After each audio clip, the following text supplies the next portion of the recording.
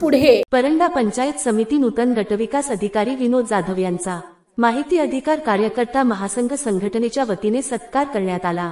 परंडा पंचायत समितीचे कार्यरत गटविकास अधिकारी मोहन राऊत नुकतेच गटविकास अधिकारी या पदावरून सेवानिवृत्त झाल्यापासून परंडा पंचायत समितीमध्ये गटविकास अधिकारी हे पद रिक्त झालेल्या जागेवर कळंब येथील पंचायत समितीचे गटविकास अधिकारी म्हणून विनोद जाधव यांच्याकडे जिल्हा परिषद धाराशिवचे मुख्य कार्यकारी अधिकारी यांनी परंडा पंचायत समितीचे गटविकास अधिकारी म्हणून नियुक्ती करण्यात आली।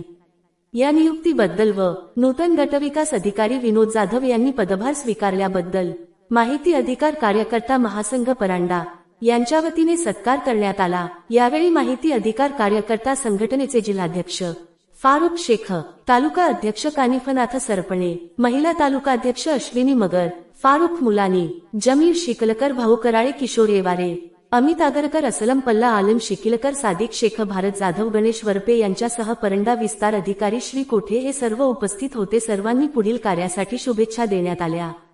कार्यक्रमामध्ये उपस्थित मान्यवरांनी श्री जाधव यांच्या कार्यकौशल्याचे कौतुक करून परंडा तालुक्याच्या विकासासाठी त्यांच्या नेतृत्वाखाली प्रशासन अधिक गतिमान होईल असा विश्वास व्यक्त केला।